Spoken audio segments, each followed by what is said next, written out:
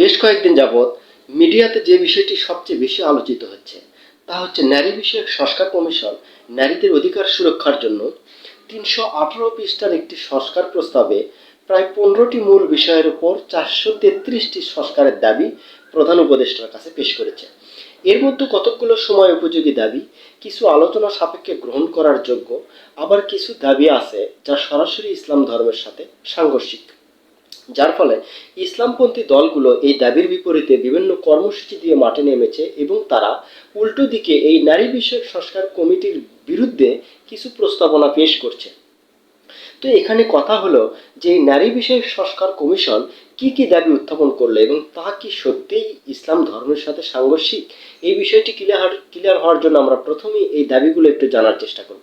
যেমন প্রথম দাবি ছিল তাদের, এটা সংস্কার কমিশনের যে প্রস্তাবনা ছিল সেই প্রস্তাবনার ১১.৩.১.১.১ পারিবারিক সম্পত্তিতে নারীদের আইনের অধিকার নিশ্চিত করা। এর ক নম্বর অনুচ্ছেদে বলা হয়েছে যে নারীদের সম্পত্তির সমান উত্তরাধিকার নিশ্চিত করতে মুসলিম ও হিন্দু উত্তরাধিকার আইন সংস্কার করা জরুরি। অর্থাৎ আমাদের মেয়েরা মুসলিম এবং হিন্দু ধর্মে পরিবার থেকে যে সম্পদের ভাগ বাটোয়ারা পায় সেটার সংস্কার চাচ্ছে।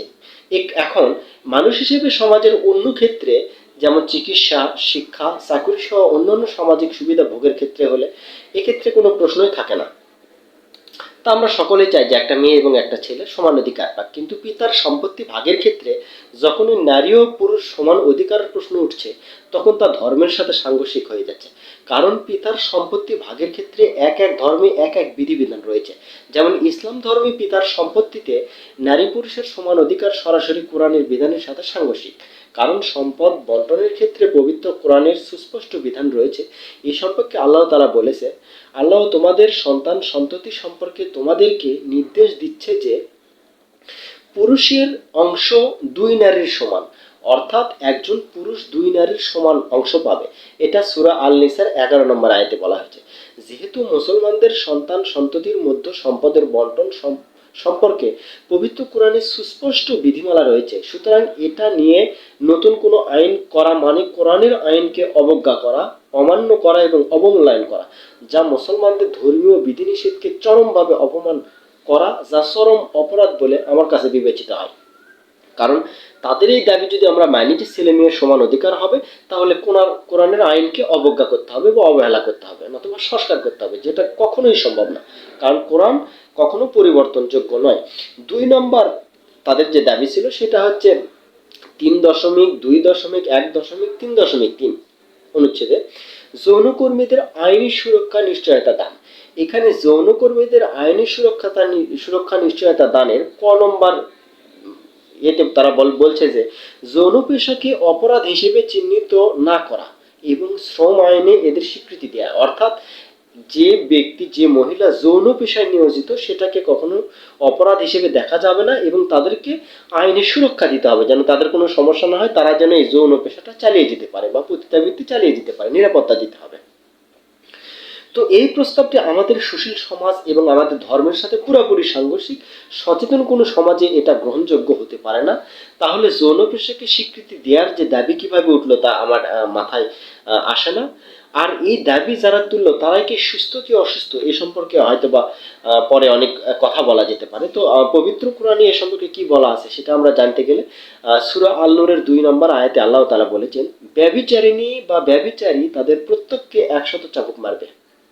তোমরা যদি আল্লাহ ও পরকালে ঈমান রাখো তবে আল্লাহর দ্বীনের ব্যাপারে তাদের প্রতি করুণাবোধ যেন তোমাদের প্রভাবিত না করে, আর মুমিনদের একটি দল যেন তাদের শাস্তি প্রত্যক্ষ করে।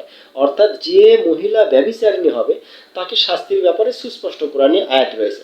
মহান আল্লাহ তাআলা পবিত্র কোরআনে বলেন, আর তোমরা ব্যভিচারের নিকটবর্তীও হয়ে না, নিশ্চয় এটা অশ্লীল কাজ, নিকৃষ্ট পন্থা। সূরা বনী ইসরাইল আয়াত নম্বর ৩২। এবং এ ব্যাপারে রাসূল পাক সাল্লাল্লাহু আলাইহি সাল্লাম বলেছেন, কোনো ব্যক্তি যখন ব্যভিচার করে তখন তার থেকে ঈমান বেরিয়ে যায়, এরপর তা তার মাথার উপর ছায়ার মতো অবস্থান করতে থাকে। এরপর যে যখন তা থেকে তওবা করে তখন তার ঈমান পুনরায় তার কাছে ফিরে আসে। এটা আবু দাউদে উল্লেখ করা হয়েছে। রাসূলুল্লাহ সাল্লাল্লাহু আলাইহি ওয়াসাল্লাম আরও বলেছেন, কিয়ামতের দিন আল্লাহ ৩ ব্যক্তির সাথে কথা বলবেন না, তাদের দিকে তাকাবেনও না, তাদেরকে পবিত্রও করবেন না এবং তাদের জন্য যন্ত্রণাদায়ক কঠিন শাস্তির নির্ধারিত থাকবে।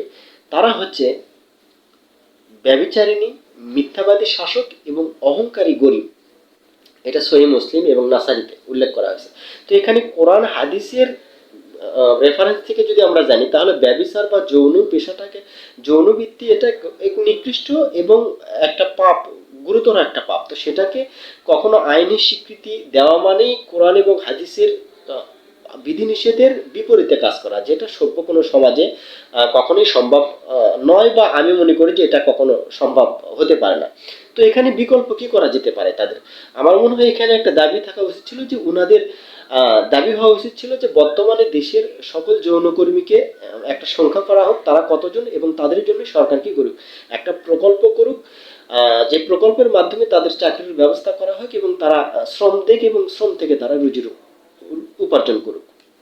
এটা তাদের দাবি হওয়া উচিত ছিল, কিন্তু সেটা তারা করেনি। 3 নম্বর যে ব্যাপারটি নিয়ে কথা বলবো সেটা হচ্ছে পঞ্চম অধ্যায়ের 3.2.3 খ অনুচ্ছেদের 3য় অধ্যায়ের 3.2.3.1.1 গ অনুচ্ছেদে বহু বিবাহ প্রথা বিলুপ্ত, অর্থাৎ একজন পুরুষ একাধিক বিয়ে করতে পারবে না, যা সরাসরি আমাদের ইসলাম ধর্মের বিধিনিষেধের সাথে সাংঘর্ষিক। কারণ ইসলাম ধর্ম একজন পুরুষকে 4টি বিয়ের অনুমতি দিয়ে থাকে। এই সম্পর্কে পবিত্র কোরআনে সূরা নিসার 3 নম্বর আয়াতে উল্লেখ করা হয়েছে, নারীদের মধ্যে যাকে তোমাদের পছন্দ হয় বিবাহ করো, 2 জন, 3 জন অথবা 4 জনকে। একটি বিষয় এখানে পরিষ্কার হওয়া দরকার যে শর্ত সাপেক্ষে ইসলাম পুরুষদের জন্য একসঙ্গে একাধিক স্ত্রী রাখার বৈধতা দিয়েছে, কিন্তু এখানে বাধ্য করছে না যে আপনাকে করতে হবে। আপনি যদি একটা স্ত্রীতে সন্তুষ্ট থাকবেন। আপনার যদি একাধিক স্ত্রী প্রয়োজন হয়, ভরণ পোষণের সামর্থ্য যদি আপনার থাকে এবং একাধিক মেয়ে যদি আপনার একটা বা দুইটা বউ আছে, এটা জানার পরেও যদি আপনার সঙ্গে বিবাহ বসতে ইচ্ছা পোষণ করে, তাহলে সেখানে তো সমস্যা থাকার কোনো কথা নেই। আর ইসলাম তো আপনাকে জোর করছে না বা পালন করতে হবে মর্মে কোনো শর্ত আরোপ করছে না। তাহলে এখানে একজন নারীর সাথে বৈষম্যটা হলো কোথায়? কারণ যে সমস্ত নারী একটা পুরুষের 4 জন 3 জন বউ আছে, এটা জানার পরেও বিয়ে করতে আগ্রহ প্রকাশ করছে বা বসছে, সেটা তো নারী স্বেচ্ছায় করছে। এখানে বরং ওনাদের উচিত ছিল যে একজন টাকাওয়ালা পুরুষ ঘরে বউ রাখার পরে একাধিক রক্ষিতা রাখে, বিভিন্ন জায়গায় ফ্ল্যাট করে, এ ফ্ল্যাটে একজন রক্ষিতা, ও ফ্ল্যাটে একজন রক্ষিতা, এদের ব্যাপারে কঠিন একটা শাস্তির ব্যবস্থা করা হোক। কারণ এরা সমাজকে নষ্ট করছে, সমাজের মধ্যে বিশৃঙ্খলা তৈরি করছে এবং নিজে একটা পরিবারকে বঞ্চিত করছে এবং আরো একাধিক পরিবার তারা ধ্বংস করছে। 4 নম্বর, নারীদের অসুস্থ হওয়া, কুসংস্কার, কুপ্রথা ইত্যাদি বলা, যেমন এটা 10ম অধ্যায়ে 10.2 অনুচ্ছেদে উল্লেখ করা হয়েছে। এখানে এখানে আমাদের মা বোনদের হায়েজ সম্পর্কে বলা হয়েছে, কারণ পবিত্র কোরআনের সূরা বাকারার 222 নম্বর আয়াতে বলা হয়েছে, লোকে আপনার কাছে হায়েজ সম্পর্কে জিজ্ঞেস করে, আপনি বলে দিন তা অসুচি। এখানে হায়েজকে পবিত্র কোরআনে অসুচি বলা হচ্ছে। সুতরাং হায়েজের সময় স্ত্রীদের থেকে পৃথক থেকো যতক্ষণ না তারা পবিত্র হয়। যেহেতু তারা পবিত্র হওয়ার কথা বলা হয়েছে, সুতরাং হায়েজটা অপবিত্র, ততক্ষণ কাছে যেও না, অর্থাৎ সহবাস করো না। হ্যাঁ, যখন তারা পবিত্র হয়ে যাবে তখন তাদের কাছে সেই পন্থায় যাবে যেভাবে আল্লাহ তোমাদেরকে নির্দেশ দিয়েছে। নিশ্চয়ই আল্লাহ সেই সকল লোককে ভালোবাসে যারা তার দিকে বেশি বেশি রুজু করে এবং যারা বেশি বেশি পাক পবিত্র থাকে। এটা সূরা বাকারায় 222 নম্বর আয়াতে। এখানে হায়েস অবস্থায় নারীদের অসুচি বা অপবিত্র বলা হচ্ছে। নারীবাদীরা চাচ্ছে এটি সংস্কার করতে, কারণ তাদের মনে হচ্ছে যে হায়েজ একটি শারীরিক প্রক্রিয়া, এটি সকল ধর্মের মেয়েদেরই শারীরিক প্রকৃতি সকল ধরনের মেয়েদের হবে। সুতরাং এটির জন্য একটা মেয়েকে অসুচি বা অপবিত্র করাটা তাদের কাছে অপমান বা অবজ্ঞা বিষয় আমার মনে হচ্ছে। কিন্তু কোরআন তো অপবিত্র কথা বলছে, সুতরাং তাদের এই দাবি সরাসরি কোরআনের সঙ্গে সাংঘর্ষিক হবে। কারণ কোরআন যদি অপবিত্র বলে, তাহলে তারা যেটা যতই বলুক না কেন যে এটাকে অপবিত্র না এটা পবিত্র, তাহলে কোরআনের সাথে এটা সাংঘর্ষিক হচ্ছে সরাসরি। 5 নম্বর যে দাবিটা তারা উত্থাপন করছে সেটা হচ্ছে বিবাহ বা বিবাহ বিচ্ছেদ ইত্যাদি ক্ষেত্রে নারী পুরুষের সমান অধিকার থাকবে। এটা 6ষ্ঠ অধ্যায়ের 6.3.1 ক অনুচ্ছেদে বলা হচ্ছে। এই স্বাধীনতা মেয়েদের উচ্ছৃঙ্খল করবে, যা সামাজিক অবক্ষয় ঘটাবে, কেননা এ আইনের মাধ্যমে বিবাহ এবং বিবাহ বিচ্ছেদের মতো বিষয়ে মা বাবা বা পরিবারের অন্য সদস্যদের প্রতি মেয়েদের যে মান্যতার বিষয় ছিল সেটা উঠে যাবে।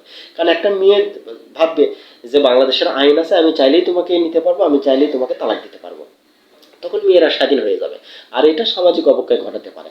আর ইসলাম ধর্ম মতে পুরুষ নারীদের অভিভাবক, যেমন একটা নারীর অভিভাবক হচ্ছে তার ভাই বা তার বাবা, তার বাবা বাবা ভাইয়ের পরিবর্তে চাচা অনেকেই হতে পারে। তো যেহেতু আল্লাহ তাদের একের উপর অন্যকে শ্রেষ্ঠত্ব দিয়েছে, সেহেতু পুরুষগণ নিজেদের অর্থ সম্পদ ব্যয় করবে।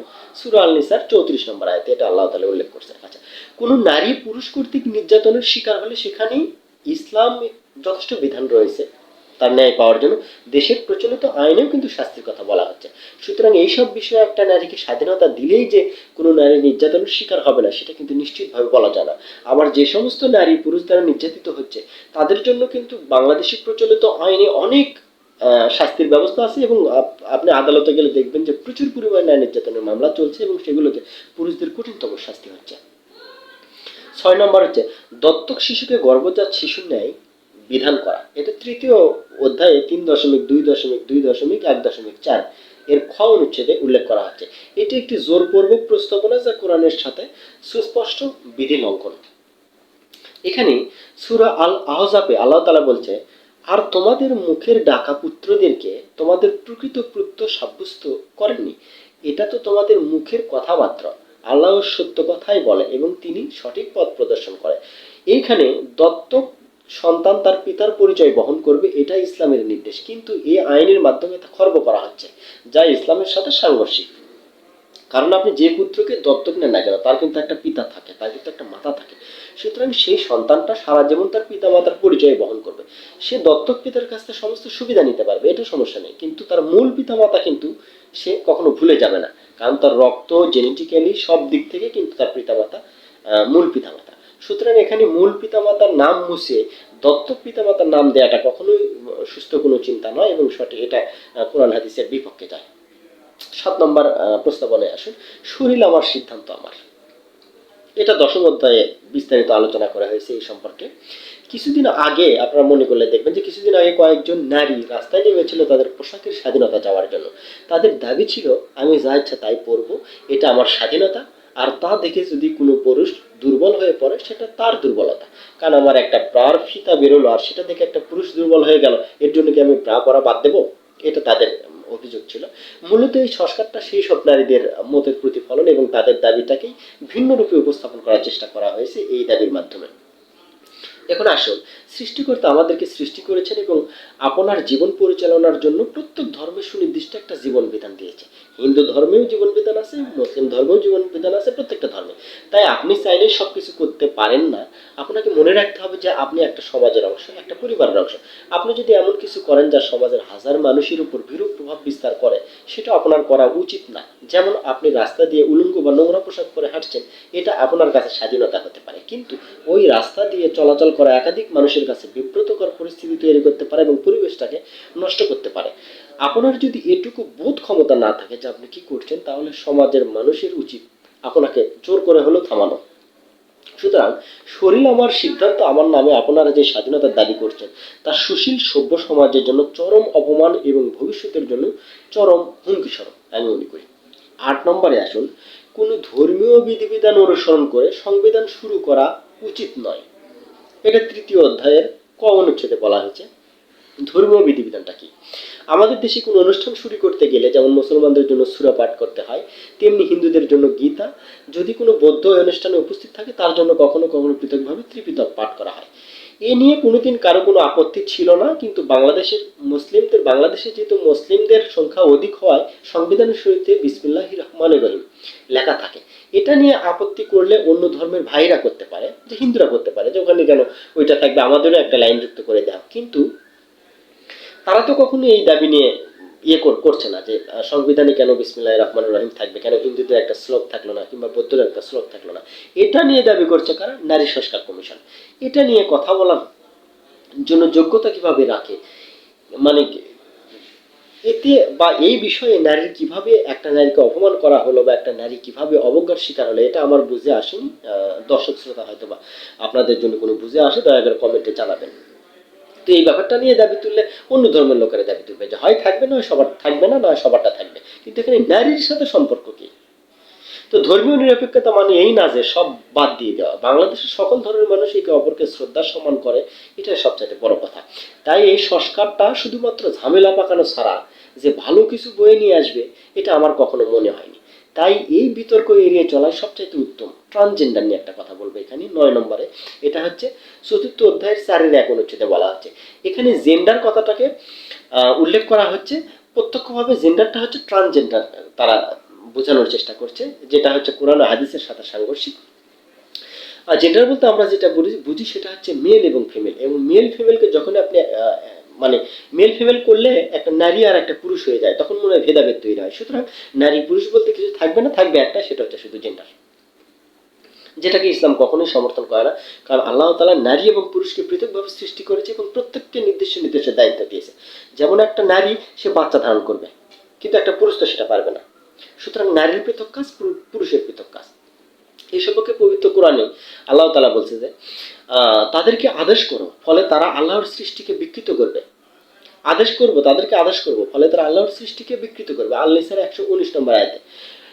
এ সম্পর্কে নবী করিম সাল্লাল্লাহু আলাইহি সাল্লাম বলেছেন, ওই সকল পুরুষকে লানত করেছেন যারা নারীর বেশ ধারণ করে, ওই সব নারীকে লানত করেছেন যারা পুরুষের বেশ ধারণ করে। অর্থাৎ কিছু নারী আসে যারা পুরুষের মতো পোশাক পরিধান করে, এবং কিছু পুরুষ আসে যারা নারীর মতো হয়। এটা বুখারী শরীফের 5885 নম্বর আয়াতে উল্লেখ করা হয়েছে। সুতরাং জেন্ডার বাংলাদেশে থাকবে, এবং জেন্ডারের দুইটা পার্ট থাকবে, একটা হচ্ছে মেল জেন্ডার, একটা হচ্ছে ফিমেল জেন্ডার, যেটা সমাজ স্বীকৃত, বিভিন্ন ধর্মগ্রন্থ স্বীকৃত। এর ভিতর ট্রান্সজেন্ডার, কমন জেন্ডার ইত্যাদি জেন্ডার এগুলো বলে আসলে অন্য কোনো বিকৃত কোনো মস্তিষ্কর কোনো মানুষকে আসলে জায়েজ করার জন্য যে পায়তারা করা, এটা আমি মনে করি যে সম্পূর্ণ একটা ষড়যন্ত্রমূলক ব্যাপার। আমাদের দেশে যে দুইটা জেন্ডার আছে সেই দুইটা জেন্ডারই যথেষ্ট, এবং তারা যথেষ্ট সম্মানীয় আছে। এখানে ট্রান্সজেন্ডার বা মধ্যবর্তী জেন্ডার বলে একটা সুস্থ সবল একটা পুরুষ সে একটা মেয়ের মতো বেশভূষা ধারণ করে থাকবে, সে বলবে পৃথিবীতে জেন্ডার বলতে কিছু নেই, দেশে জেন্ডার বলতে কোনো আইন নাই, আমি আমি আমার মতো স্বাধীন। আর একটা মেয়ে সে পুরুষের মতো হয়ে বলবে যেখানে কোনো জেন্ডার ভেদাভেদ নাই, আমি আমার মতো স্বাধীন। না, আপনি যদি মেয়ে হন মেয়ের মতো থাকেন, আপনি যদি ছেলে হন ছেলের মতো থাকেন। ছেলে আর মেয়ে মিশ্রিত হয়ে একটা কমন জাতি তৈরি করার পায় তারা করবেন না। এটা বাংলাদেশের ধর্মপ্রাণ মুসলমান কখনো মেনে নেবে না। এবং এটা নিয়ে বিভিন্ন দেশে বিতর্ক চলে। আমাদের এই ছোট্ট গরিব দেশ, এখানে এই বিষয়টা নিয়ে বিতর্ক করার মতো কোনো সুযোগ নাই। এটা দেশে বিশৃঙ্খলা তৈরি করবে। তো প্রধান উপদেষ্টার কাছে আমাদের আকুল আবেদন, বিভিন্ন মানুষ আপনার কাছে বিভিন্ন দাবি পেশ করবে, এটাই স্বাভাবিক। তবে দাবিগুলি পূরণ করার আগে আপনার মনে রাখা উচিত যে এদেশের সংখ্যাগরিষ্ঠ মানুষ ইসলাম ধর্মে বিশ্বাসী, এবং অন্য কোনো ধর্মের বিপরীতে যায় এমন কোনো সিদ্ধান্ত নেবার আগে অবশ্যই দেশের অধিকাংশ মানুষের কথা আপনাকে ভাবতে হবে। আর একটা সবচেয়ে গুরুত্বপূর্ণ ব্যাপার হচ্ছে, বাংলাদেশে কিন্তু যারাই জন্মগ্রহণ করা যায় বাঙালি, সে হিন্দু হতে পারে, মুসলিম হতে পারে, বৌদ্ধ হতে পারে, খ্রিস্টান হতে পারে, আর প্রত্যেক ধর্মের মানুষ এই দেশে স্বাধীনভাবে বসবাস করে এবং শান্তিতে বসবাস করে। সুতরাং এমন কোনো দাবি আপনাকে মানে এমন কোনো দাবি কখনো পূরণ করা সম্ভব নয় যেটা দ্বারা ধর্মীয় ভেদাভেদ তৈরি হয়, মুসলিম হিন্দু ভাই ভাইয়ের মধ্যে দ্বন্দ্ব তৈরি হয়, দেশে বিশৃঙ্খলা তৈরি হয়। সবসময় আপনাকে পরিহার করতে এই ধরনের দাবিগুলো। তো আমি আশা করি যে আমাদের সব এই সমস্ত ব্যাপারে সবসময় সচেতন থাকা উচিত, এবং ধর্মের প্রতি, সেটা যে ধর্মের হোক না কেন, মুসলিম ধর্মের প্রতি যদি কোনো ষড়যন্ত্র আসে তাহলে মুসলমানদের কাঁধে কাঁধ মিলিয়ে এটাকে প্রতিহত করা উচিত। হিন্দু ধর্মের প্রতি যদি কেউ কোনো ষড়যন্ত্র করে থাকে তাহলে হিন্দু ভাইরা সেটা প্রতিহত করবে। কারণ ইসলাম কখনো কোনো ধর্মকে অবহেলা করতে বলেনি, অবজ্ঞা করতে বলেনি, এবং কোনো ধর্মের উপর জোরও তৈরি করতে বলেনি। ইসলাম চায় সবসময় শান্তি এবং শান্তিপূর্ণভাবে সহ অবস্থান করা। আসসালামু আলাইকুম।